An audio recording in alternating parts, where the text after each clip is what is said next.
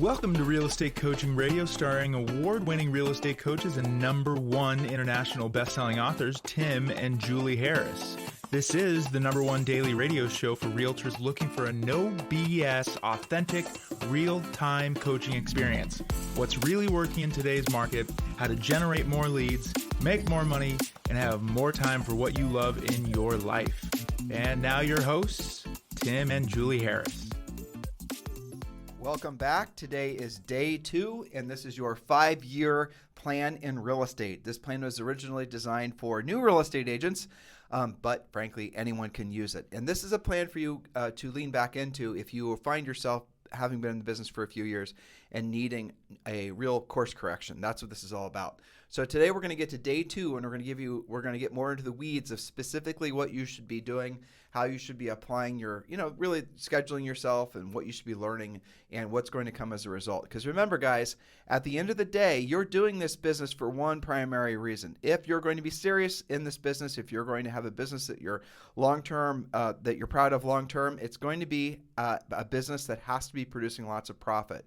Because with that profit, you guys can create financial freedom. So the idea is you sell houses, you make lots of profit, you take that profit, you invest that profit into things that produces income for you, and then one day you're rich where your money works for you and you no longer have to work for your money. And we're going to start dipping our toes into that conversation with you guys today. So Julie, before we get to our next point in this 5-part series, let's remind them to make sure that they're putting the headlines on ignore in the news. And specifically starting with the ones that are pertaining to the mortgage rates. That's right. The world is not coming to an end. The sky is not falling. You will still do transactions, both buyer sides and seller sides.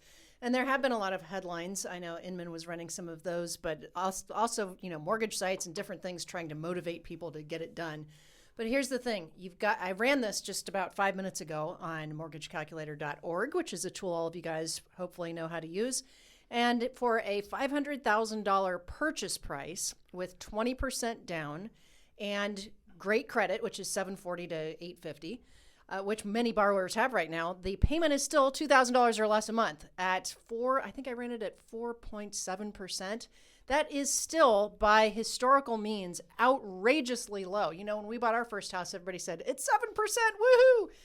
So 4 to 5% is still absolutely not the end of the world. It's still a very reasonable payment. And you made the point when I was looking that up, that let's say that you decide not to buy, what are you going to pay in rent for that very same house? It's not going to be $2,000 a month. I can guarantee you that.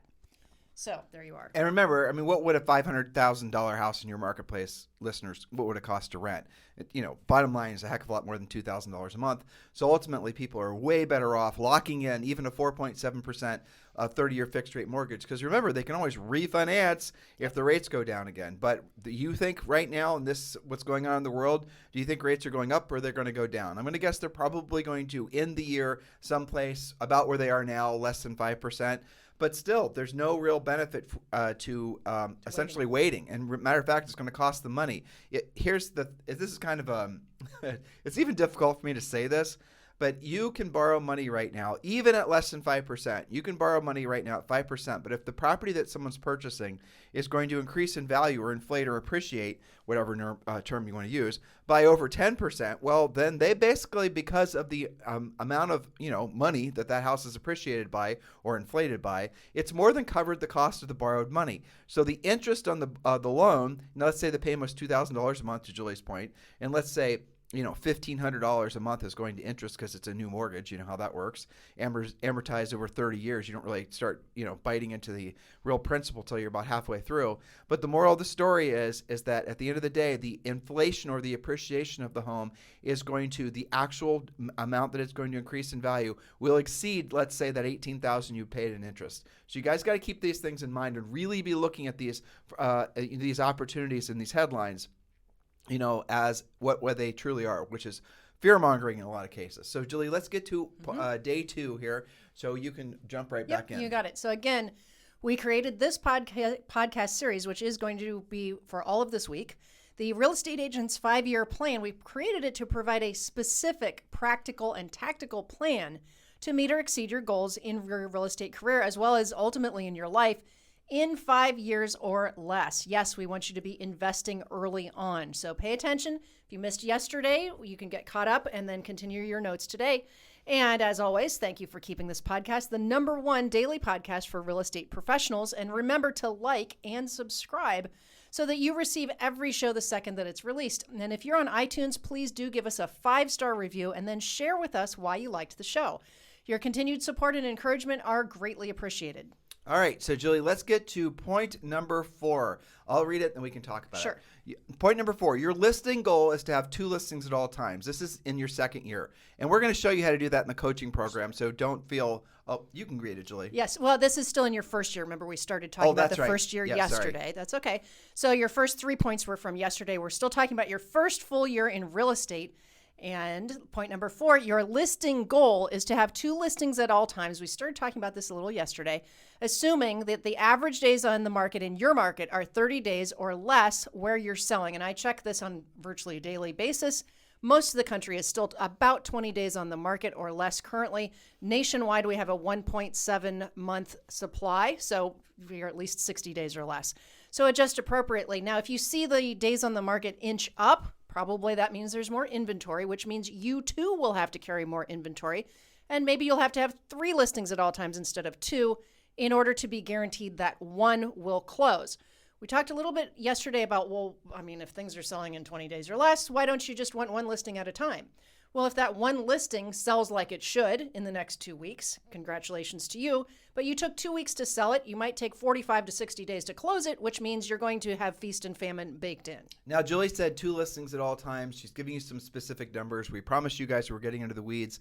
If you want to follow along and use our notes, you can get them from timandjulieharris.com, our main website. Of course, they're usually published on Spotify, iTunes, and all the major platform listing devices. But you definitely want to have the real estate treasure map. That's our fill-in-the-blank business and, frankly, life plan. And as Julie's going through some of these numbers, we're going to assume that a vast majority of you have downloaded and actually filled out the real estate treasure map. It will take you through the whole process of knowing all your numbers, knowing your business, your personal expenses are, because really at the end of the day, the point of your real estate business is to produce profit. And with that profit, you reinvest that into things that make you passive income, and then you're rich, where your money works for you and you no longer work for your money. For example, if you had $7,500 a month coming in passively right now off rental properties and some other sources of income that we're going to share with you, then you're definitely going to have a different experience on this planet than, say, for example, if you have to always be thinking about where's your money going to come from to pay the bills for the following month, right? Do you guys get the point? So you are in a blessed position as real estate practitioners because you can create.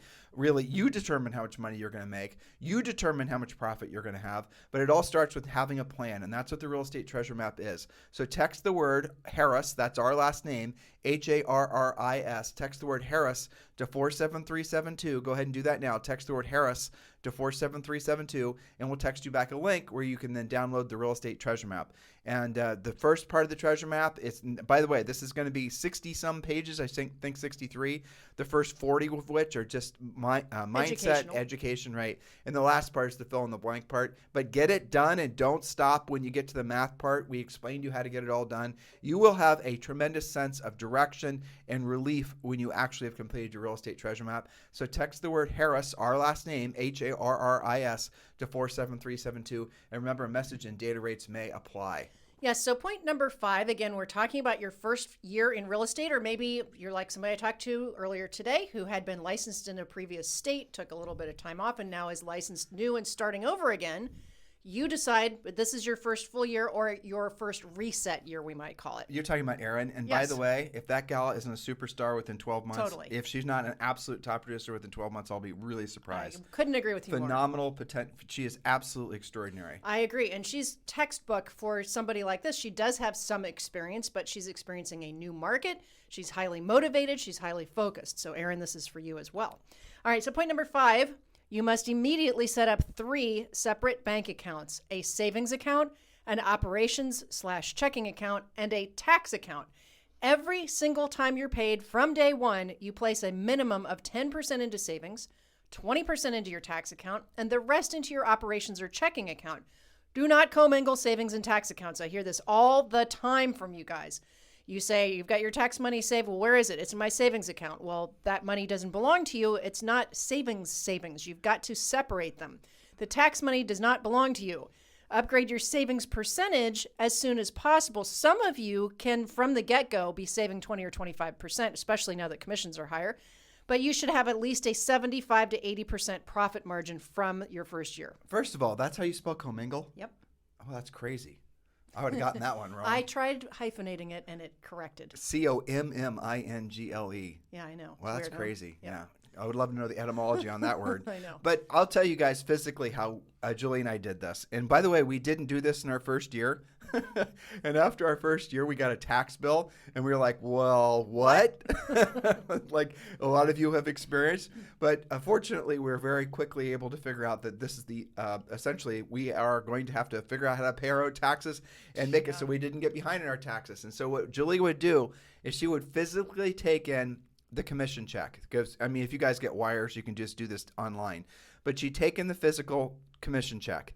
And then she would actually have against that commission check already written 2 other checks, correct? Yes. Yep. And so it's 2 other checks and 2 other deposit tickets. So explain it to them and break it down, make it super basic. Yes. Okay. So let's say that you have a $10,000 commission check, so that I can do the math easy on the fly that you just gave to me. So $10,000 check, you're going to deposit that into that checking account, but you're going to have your checkbook ready, and you're going to write a check in for what is $1,000 would be 10% into your savings account. That's minimum. You do more if you can. And another check you're going to write for $2,000, which goes into a dedicated tax account. And I'm serious about this tax account, and really your savings could be set up this way too. Don't have a debit card against that. Don't have checkbooks against that. When it comes time to pay your taxes, you can file online and you can just transmit the money. Why do you cut yourself off from debit and checking? Because the point of savings is to, keep it in the savings account. And the point of the tax account is to have it when you need to pay. Yeah, so again, understand what Julie's saying. It's very easy to sweep money from one account to the other. And what she's suggesting is do not make it easy to sweep money from one account to the other. We were so inefficient at saving money when we were in our early 20s. We started earning hundreds of thousands of dollars per year. I guess we were to be forgiven because we had no prior experience with that. Nope. So that's the reason we had to discipline ourselves by forcing the money to go into an account. So if Julie wanted to get at the money, you couldn't even write a check against. You'd have to wire. You'd have to make more effort. Right. That's the thing. She'd have to go into the bank, or there'd have to be a series of processes that happen in order for her to get the money. But if you could just go online, click, click, click, and the next thing you know, your savings account's wiped out, or what should have been your tax account's wiped out, you're going to do it every time. Well, the problem they have now is you can log on to any bank and transfer in between your own accounts digitally.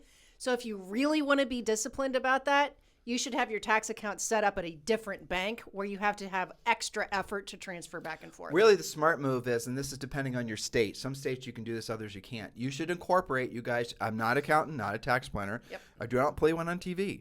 But you should talk to a CPA that you trust, and you should probably form a limited liability corporation. I'm going to guess you should probably form an S Corp, and then you should make it so that you are paying yourself. When you receive a paycheck, you personally receive a paycheck, it comes from a payroll company. Can you briefly talk to them about how that works? It could be ADP, or it could be paychecks, something of that nature that are set up to do that, because once you sort it out with them, they'll figure out what percent goes to each entity, and then you end up with the net check going to you.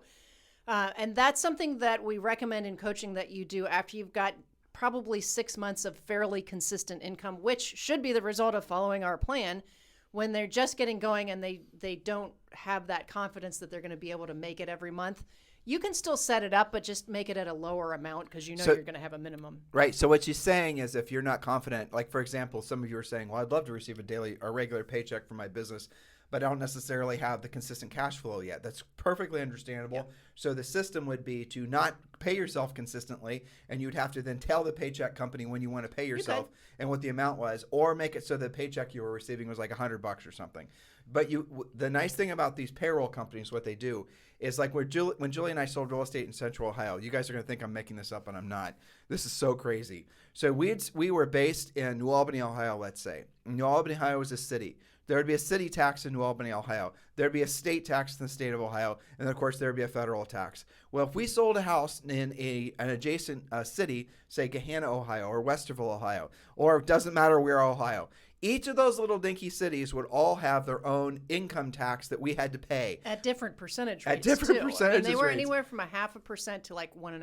And they were so damn good at keeping track of every single real estate agent that had closing in their communities. Yeah. At the end of the year, we would get a stack of all these, tax due horrible. account notices from all these different cities. And if you didn't pay them, they'd pursue you. And, that'll Don't take... forget RETA, good old regional income tax. Yeah, too. I remember the first... Tell them that's a funny story. I honestly, I thought it was a scam. Yeah. I mean, I to be honest, and some of them will relate to this. I was coming from, we had our car cleaning and detailing business, but I was coming from a place that took the taxes out. Right. I had never heard of this entity, so we got behind on that. This is why we teach you to be disciplined so you don't have to suffer the same mistakes that we made. Okay. So we were in college, basically, and we got into real estate we were out of college. And one of the businesses we had was a car cleaning and detailing business. And the RETA part stood for Regional Income Tax Authority. That was the story. Yep. And when we got this RETA bill from Ohio saying, somebody named Rita that we owe our money, we were dumb. We didn't know. Well, it does sound crazy. And we ignored it. And guess what happens? Rita doesn't like being ignored. And then eventually Rita gets super mad, and then she wants more money from you. She gets mean. So this is the reason you ultimately want to consider using a payroll company. If you're not in a place like, Columbus, Ohio, where they're figuring out a million different ways to tax you, then you don't have to have all these little weird problems. But do talk to a CPA. Your CPA then might be able to set up payroll for you himself. Right. He might, or herself. They might have that as a service. But do consider using a payroll company, because then you don't have to worry about whether all those little accounts and all those little taxing entities are being fed. Yes, that's right. And it's really good because they do the accounting for you. They send you quarterly reports. It's just a more responsible fiscal way to live your life. That's right. Okay, so point number 6, using your real estate treasure map, identify any debt you must pay off, especially high interest rate credit cards. Refinance any mortgages that you have while rates are low and lock in those 30-year fixed mortgages. Give yourself specific deadlines for all financial goals. Now, if you've got some debt and it's 5% or less, maybe you're not focused on that. But there are credit cards that are charging 20, 25% interest rate, and maybe you've been owing on that for a while. So you want to knock those out first. And we do talk about that in the treasure map. Now, again, this is not the normal advice that we would be giving to most of what Julie just said would be the normal advice. But I'm going to add some abnormal advice because we're in this high inflationary era and the interest rates are low. You might want to refinance your mortgage, and you might want to pull out the equity to pay off any of your extraneous debts, because the amount of money you're going to be paying on that borrowed money on that mortgage is going to be significantly less than the amount of money you're going to pay, especially on something like a credit card. So do take advantage of these long-term low-rate mortgages. Do not move yourself into an adjustable rate mortgage. And if you're in California, make sure you're paying attention as to whether or not your refinance is a what's it called? The mortgage. You know what I'm talking about? It escapes me. It'll come back to us. It'll come back to us in a second. Starts with an R, right? I know. I'm stuck there too. All right, we'll get it. It'll hit me in a All second. right, point number 7. Yes, point number 7. Develop 2 recourse. There All you right, go. so there it is. If you're in California and other states, when you close on your loan, it's a non-recourse loan like 99% of the time. But if you refinance, if you don't pay attention, it'll become a recourse loan. Recourse loans are, if you ever, and I'm not suggesting this, but if you ever were in a situation where the house had to go into foreclosure, again, not suggesting this, don't think this will ever happen, but just like, this is essentially a worst case insurance, basically. But if you had a recourse loan, that they can then go after you for the unpaid balance hypothetically, though they didn't do that during the last mortgage cycle. If you have a non-recourse, they can't. So it's worth knowing what type of loan you're getting and make sure you're getting apples to apples, especially in states like California. Well, yes. Actually read what you're signing. And, that is a cautionary tale because everybody does so much DocuSign and you just scan through until it shows you where to sign. So you also, kind of similar to that, make sure you don't have prepayment penalties and stuff like that. Right. So yes, refinance, but make sure you know what you're signing up for. By the way, if any of you are mortgage loan officers, the company that Julie and I we do consulting with and we're associated with, EXP Realty, they own Success, the magazine, it's sort of I think a lifestyle brand too. And they started a mortgage company called Success Lending. If you as loan officers are interested in joining Success Lending, text me and I'll connect you to the person that's putting it together, Glenn Stern. Yeah, I think. yeah, it's a pretty amazing opportunity for loan officers. Has a lot of the similar, I think, upsides as EXP does for real estate agents. But do text me directly at 512-758-0206, and I'll connect you directly with Glenn. and you will most likely want to then join eXp Realty through Success Lending and become part of EXPI and really benefit from this massive success story that continues to be eXp Realty. All right, point number 7. Yes, so remember, we're back to your first year here. Develop 2 very predictable income spokes. For your first year, we recommend building your center of influence spoke for your foundation, plus 1 very proactive spoke such as expired listings and or for sale by owners. Now, we start with your center of influence because statistically, almost all of you, your first transactions will be from your center of influence anyway. So you might as well cut your teeth on those deals. They're a little bit easier. They tend to trust you more. They tend to have fewer objections. So it's a good way to jump in. But what we're talking about is systematizing your database, growing your center of influence on purpose. We have entire dedicated podcasts and parts of our coaching that are dedicated to that. So spokes on the wheel, this is a Harris copywritten, analogy. And so if you go into the real estate treasure map, you'll understand more about it. But the gist of it is if you can imagine a bicycle wheel, and a bicycle wheel that has 1 spoke is not going to be a very strong bicycle wheel. Wheels, imagine a bike, 2-wheel bike, and the front wheel on your bike has 1 spoke. You hit a little pebble on the road. All of a sudden that wheel is going to obviously have no integrity and it's going to collapse. That's what happens a lot of time to real estate, well, really any business, but really happens a lot to real estate agents who have 1 source of business, especially if that 1 source of business is buying leads. The buying leads thing is going to become very pernicious in the next 24 months. Julie, did you see that article from Housing Wire I sent to you? Yes. It was amazing. Julie and I, this Housing Wire article is specifically stating, and almost I think an oversharing type way, how much not just Zillow, but all these other companies are going to start trying to get into agents' pockets in the form of referral fees. But Compass actually said, Compass, the real estate brand, and we're going to go, Julie's going to make a pod out of this for next week, that they plan on reducing agents' commission splits so they can increase their profit margins. That was one of the things that they're going to do. So again, as you're deciding what you're going to do with, this is a 5-year plan, right? Which real estate brokerage are you associated with? Which lead sources are you going to be implementing? How are you going to be positioning yourself for maybe economic swings up and economic swings down? You have to be thinking like a business owner. And one of the first things you obviously want to do is choose the right real estate brokerage. Yes, Julie and I are associated with eXp Realty. Yes, Julie and I would love the opportunity to be your eXp Realty sponsors. And if you're ready to join eXp Realty as a new agent, a seasoned agent, as a big team, as a small brokerage, as a big brokerage, give us a call. Text me directly, 512-758-0206. 512-758-0206. Yes, Julie and I are formally applying for the job of having you be partners with us at eXp Realty as your sponsors. 512-758-0206. Julie? That's right. So developing those very predictable income spokes, don't dabble in them, systematize them, and develop them so they become more predictable for you. Now, we talked about your center of influence, but we also want you to be proactive with expireds and or for sale by owners. I'll tell you, one of the things that's come out of our coaching students lately is that many of them have found what they're calling the expired honey hole. And I said, what's that? And they are talking about both residential, especially commercial or mixed use expireds from right around first and second quarter of 2020. Now, why was this? Rewind to what was happening back then. That's when nobody knew if the housing market was going to crash. We had a massive amount of people taking their listings off the market. Chris Leon was the first. He was especially talking about commercial. This. He got the conversation going. He's really doing very well in Chicago with commercial. And he also has been very coachable about one of our other points, which is say yes to everything. Yep. His first few commercial or mixed use transactions were out of his wheelhouse. He did partner with a commercial agent to learn it. And now the listings that he's taking, he's doing solo as a commercial agent. So that's flexibility. That's expanding your spokes. That's being proactive. Chris has the exact correct approach.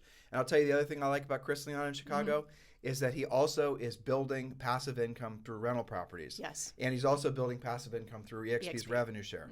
So he is the prototypical, frankly, brilliant business person. Now, he is in the midst of all these things. He is in the middle. He is still essentially, as we talked about yesterday, getting his plane off the ground in all those categories. And he's doing a lot of things simultaneously. But where he's going to be in 5 years is such a magnificent place. He will be financially free. Not only that, He's going to have he won't just have enough money that he's created passively to cover his immediate overhead. He's going to be making, most likely, based on what he's doing now, assuming he keeps doing it, he doesn't quit or doesn't give up, tens of thousands, in some cases hundreds of thousands of dollars a month in passive income, because he was, as Julie said, point number 4 today or whatever it was, he squirreled the money in the right places. He's making the right investments. He's doing what he doesn't want to do when he doesn't want to do it every day. He's following a plan. He's implementing. He's not just going from one shiny object to another. You probably have never heard of Chris Leon. Not even, if you've done transactions with him, he's not going to be asking for attention. He's not going to be bragging. He's not going to be showing off his awards. That's not the reason he's in the business. He's in the business to take care of his family. He's in the business to make his family and himself rich, where their money works for them and they no longer have to work for their money. That's what his focus is. And all these other distractions that are out there, he's not going to be suckered into. That is the mindset of somebody who has a long-term sustainable real estate business, or any business for that matter, where they become millionaires, then multimillionaires, and they are free. Free, we say 5 years, but truthfully, based on what Chris is doing and hundreds of our other clients, you could do it in 24 months. You just have to stay on it. If you don't like I had somebody yesterday, I'm trying to remember his name, Marcus, I think.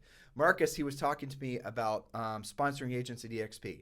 And he texted me, and I called him back, and he was asking for some suggestions and some guidance. And he said to me, I asked, well, so what's your plan? How much time are you going to put in this? And I think he said something like, I asked him how many agents he wants to sponsor this year, and he said 10.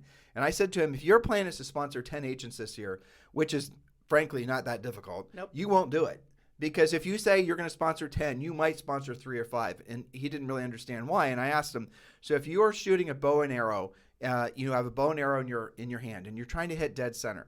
And let's say dead center for him was 10 agents. If you have, that's the 10's the middle part, right? If you're aiming at dead center, downrange is the target. Where's that arrow going to land by the time it actually hits the target? It's going to land below dead center. So I suggested to him that he set his goal of actually 30 agents that he'll sponsor this year. It's, the guys, the year is still new. And then inevitably, he's going to end up with at least 10 agents sponsored. You guys get it? So you got to think like that in all forms and all aspects of your life. Overcorrect. Don't just work to what's comfortable. Like our kettlebell hellman, yeah. Manuel, he like very sensitive to how, are you okay? Is everything on track? It's, he's wanting us to do just enough weight to make us comfortable. And Julie and I are like, no, come on, son. This is not the way you work out with Tim and Julie. Until about halfway. Yeah, until halfway today when I almost died. But I said, what we don't want to do what's comfortable. We want to do what's uncomfortable, and then we want to progress faster. And, after 2 or 3 training sessions, he's realizing that we're serious. He'll give Julie a 35, and she's like, no, I'm doing a 53. He'll give me a 53, and I'll say, no, I'm going to do a 70. So I'm, those of you guys who watch us on Instagram, Tim and Julie Harris on Instagram, kettlebells are terrible, but they're really efficient, but you've always got to be increasing your weight. That's the whole point of knowing when you're shooting an arrow down target, you have to aim above the target. This is how a champion thinks. This is how you win long-term consistently. Trying to just do what's comfortable, you're never going to do it. You're always going to underperform what you could have otherwise done. Totally agree. Point number 8, take all opportunities your first year, including buyers, sellers, investors, referrals, in Chris's case, some commercial. You are building your skills and you need the experience. It's not time to be picky just yet.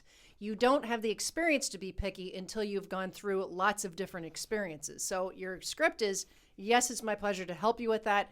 Then go get help if you are out of your element. And if you don't know the answer, say, you know what, that's a great question. I appreciate you asking. And then go find out the answer. You can ask your Harris coach. You can ask, find out. That's the mode. Don't just hide out and hoping the perfect, listing or perfect first-time buyer that's going to just listen to it. There aren't any, right? You have to go out and find the work. You have to go out and find the listings. You cannot wait. Waiting is going to result in you starving. You have to go out there and hunt. That is the market that we're in, and we're going to be in this market for a long time. Right now, it's about learning how to be a listing agent. If the market does pivot in a meaningful way, which, by the way, we do not think it will, but if it were to, then it's going to be about going out there and hunting for really motivated sellers, but also buyers. And then it's frankly, a transitional market like that, you're going to love. If you are somebody who really wants to grow your business to the next level quickly, you kind of want to the adjusting markets, that's where the money's made. When the market goes from a hot seller's market and then it starts to adjust down towards an equilibrium market where there's a 6 months of supply of homes for sale, that transition from a hot seller's market down to the balanced market is where you can absolutely kick some serious butt and gobble up market share, because most agents won't react too slow, not know what to do, and you'll be able to go out there and grab up market share. That's inadvertently what Julie and I did in our real estate careers. We got into real estate at a time when the market was in that transitional period, though we weren't smart enough to realize it. And frankly, that's one of the reasons that I think that we performed so well for so long, because of the fact that we were willing to do what other people weren't willing to do. And they were always thinking, well, the market's going to come back. Right. And it didn't. Nope. Okay, now I'm going to revise this a little bit based on your previous story. Point number 9, sponsor at least, I'm going to say 12 agents to EXP your first year, because to your previous point, I do think it's easier to go faster than slower, and I think it's much easier to focus on one agent sponsored to EXP minimum standard per month, because you're going to wake up every day going, where's my one for this month? I got 30 days. Okay, now I've got 23 days left to get that one agent. Who is it going to be? Who am I talking to? What are those conversations? I just think it's a lot easier to have a specific focus. 5 is like, maybe you got all year to do that. Well, why do you want to sponsor agents? And we're not asking you to do some ridiculous number or suggesting that you do. You want to sponsor agents because it creates another income spoke, but it's pretty much the best income spoke you're ever going to find, because it's passive income. And the essence of it is when an agent sells a house, and let's say they cap, you personally sponsor somebody, and then they pay their $16,000 cap, you get $2,800. Now, when that person is sponsored or caps the following year, you get $2,800. The caps the following year, you get $2,800. So if you sponsor 5 people, only 5 people, and those 5 people all cap, and you get $2,800, do the math on that, guys. And then you get that every single year that they cap. Now, what happens is those people start sponsoring people, those people start sponsoring people, and you get paid on all of those real estate transactions. Julie and I have been with eXp Realty now since 2019. We've got thousands of agents, and I don't know how many countries, but I bet you at least 11. Mm-hmm. And every time one of those agents sells a home, Julie and I we're getting paid. And, we're consulting with eXp, and, that's the payment that they're offering to us, and you'll receive the same thing. That's the miracle of revenue share. But what's really spectacular from our perspective is it took Julie and I, we got into real estate in our early 20s. We got our first investment property when we were like 22 and 23.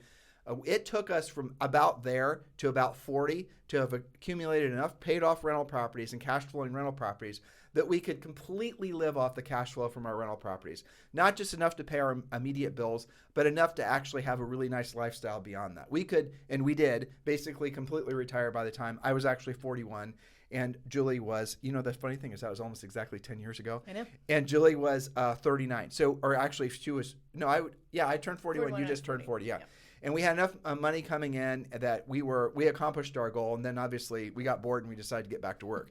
But that is a nice thing that we did for ourselves. But look how much time it took for us to do it. Now, had we had EXP's revenue share, I know we still would have bought rental properties, but we would have been able to be financially free so much faster. And some of this sounds like gobbledygook to you guys. You don't understand. Some of you are probably even feeling offended we're talking about it. You guys do the time to make the effort to educate yourself. Here's the quickest way for you to do it. Text the letters EXP to 47372. Text the letters EXP to 47372. And then watch the 3 videos that are on that website. And then you can understand more about it and why, frankly, I think EXP, I believe it's the fastest growing real estate brokerage ever.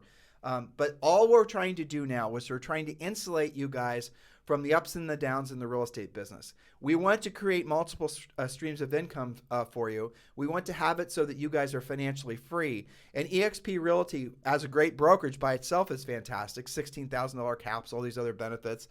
Real focus on helping you generate leads. Health insurance. A great brokerage, right? World beating, obviously. That's the reason they're growing so fast and gobbling up everybody. But ultimately what you're looking at is you're looking at a company that's going to help you actually become wealthy as an agent. And that's something that's never been done before. That's the reason ultimately you never have gone to a real estate agent's retirement party, or have you? That's where you will be if you do not seriously think about how you're going to create multiple streams of income. It was the biggest driver for us, frankly, because we could then be with eXp Realty, tell all you guys about it, tell our coaching clients about it. And if they chose to listen, then they could join, and then within a short period of time, it's a massive wealth accelerator is really at the end of the day what it is. So if you have any sort of interest in it, please text the letters EXP to 47372. And remember, message and data rates may apply. If you're ready to join EXP and you're just looking for a sponsor, you can text Julie and I directly at 512-758-0206. All right, and our final point for today, talking about your first year or year one, don't waste time getting ready to get started. Learning your basic scripts and skills will give you the confidence to speak about real estate to different types of people in different situations. But meanwhile, always say, yes, it'd be my pleasure to help you with that. Ask for help when you need it. You don't have time to have mindset issues. Your mindset will greatly improve as your income does, so keep your focus on that. And I bring you back to what Rory used to always say to us. You know, having some trouble, are you feeling weird? Go take a listing. That was our first broker. The best. And he's right. And I, as a coach, I changed that too. You know, how would your outlook be different if you had 2 closings next month that you could count on? Well, everything changes. What you wrote in that point number 10 actually reminds me of that thing I shared with you from Elon Musk. Mm-hmm. It was an interview, and the interviewer asked, like, you know, a sort of typical question: how do you keep motivated? How do you this sort of silly things that everyone always talks about on days where you don't feel like doing it? Yeah, the mindset type questions, right? And Elon, you know how if you guys have ever watched him be interviewed before, it's hilarious. So he just took out this really uncomfortably long pause. And it's like, you got to think that he's screwing around with the interviewer, that he takes that much time to answer questions. I have to think that's what he's doing. Mm-hmm. Probably at home, he talks faster than me, you know? So anyway, so he's thinking about it, the answer to his question. And then he comes back with, I don't think about whether I feel motivated or not.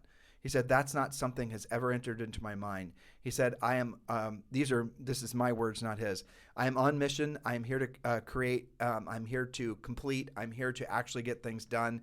And I do them whether I feel motivated or feel a certain way or not. They are going to happen no matter what. He said there's always the next thing to focus on. Do you guys see how that's exactly what Julie and I have been telling you forever about doing what you don't want to do when you don't want to do it at the highest level? When we've interviewed Navy SEALs on this podcast, do you think have you ever heard them talk about their motivation? Can you imagine a Navy SEAL saying, bruh, listen, I'm just going to stay here back. Not feeling it. Yeah, I'm not feeling it. I'm not jumping out of that damn plane. I'm just not in the mood. No, I'm out. Maybe tomorrow. And then can you imagine another SEAL? Dude, you just got to find your big why. I mean, you guys get it. That's no Navy SEAL ever. Exactly. Did you work on your dream board? Oh, my. Do you guys see the insanity of all that? There's a place for it, but really it's a luxury. Those are luxury thoughts that you maybe should think about not ever considering purchasing, really. Because at the end of the day, it's about getting stuff done. It's going about your day in a regimented, essentially scheduled fashion, saying what needs to be said, having more conversations. The more people you talk to, the more often you're going to win. The more people you talk to, asking questions that are going to help you and help them, essentially be pre-qualified, the more often you're going to win. So it's not just talking to people, because just saying talking to people, go out and knock on 1,000 doors. Statistically, you're going to stumble across somebody who wants to sell. But if you don't know what to say, good luck getting that person to want to do business with you. You guys get it? So it's not just about contacts for the sake of contacts. It's about the contacts and knowing what to say. It's the contact and knowing what to say is following a script. A script is nothing other than a series of questions that's designed to get you and the potential seller to the same place and essentially, move towards a listing, move towards a sale, help that person solve a problem, which is the sale of the house.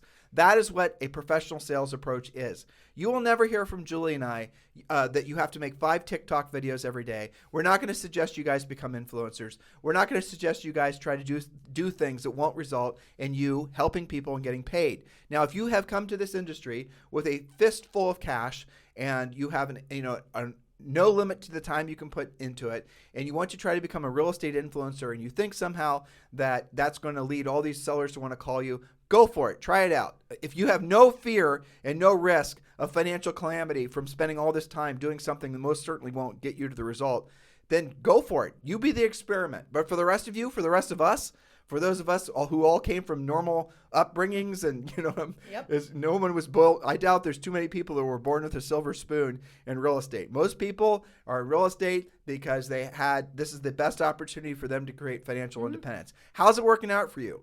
Are you willing to actually do what it takes for you to actually be financially free? Listen to the comments, the points we made on this podcast. This is the #1 listened to daily podcast for real estate agents in at least the United States. Now we're developing global ambitions, but we have to remember But there's not very many countries that have English as their number one language. That's so true. we're going to be limited. But this is the number one listened to daily podcast to real estate professionals in the United States. Thank you for giving us a 5-star review. Thank you for your continued support. We are going to do our best to get through all year 1 through 5. Though tomorrow's going to put us probably a day behind, but That's we'll make okay. we'll make it happen. Oh, you know the good thing is the next year's They get shorter. 4 and 5 has less to do because they basically these are the foundational. These years. are the most important years because, you know, some of you guys listening know this. If you get too far off track for more than even a quarter, it starts to get harder to pull back from that because you've lost a little bit of confidence. You're searching out, maybe looking at some false guru advice. You just get really off mission. So these are year 1 and year 2 do have more points to them because there's more things that you're working on. So you take notes. We've given you 10 specific points so far about how to ensure your success during that year 1, whether this is really your first year, whether it's your first year of returning, whether it's the first year that you're serious. All of that applies to you. Like Erin, she was returning to real estate. That's right. And she doesn't want to screw around. She doesn't want to. That was very clear. Yeah, that's the reason I loved her. She's Me too. awesome. And I've Me talked too. to her a few times in text and whatnot and on the phone. And it's like, okay, this lady's going to succeed. Yes. She doesn't want to try it out. She doesn't want to experiment with it. She doesn't want to try to make her own, stew of success or work on her mindset for a year. Exactly. Or create an art project around it or go to a meditation retreat. Though I have to say, if for those of you guys who think Julie and I are brilliant business people, we're truly not. Because I'm going to tell you right now the ultimate business model that we should have created. Okay, now listeners, I'm giving this to you so one of you can create bonus point. This is a bonus point. It's kind of a joke, but it's not. Julie and I should have been meditation coaches. Okay, now I want you to imagine this. You're going to go to a retreat. Oh, we do retreats, by the way, and they'd always be in beautiful places. So you're going to walk into a room, and it's completely silent. You're maybe on a beanbag chair or a yoga mat, but there is no talking. There is nobody saying anything. All it is people going there to meditate together. And we'd be meditation coaches. And we'd sit up there, we'd walk around, and we wouldn't say anything because you're meditating. And then you would pay to be there. That is the ultimate business model. Perfect. Become a meditation coach. I know. You wouldn't have to worry about content at all. Exactly. We'll just meet you at the end. Yeah, someone's going to do that. I know. We're dumb for not doing that years ago. And then we're going to get a bunch of emails from agents saying, I found the perfect meditation coach, and it was an app. And all you do is look at this person on your phone. I actually have an app like that. It's called Koi Pond, and it's just no. a bunch of fish swimming on my screen. It's pretty peaceful. Anyway. All right. You guys have a fantastic day. I'll talk to you on the show tomorrow.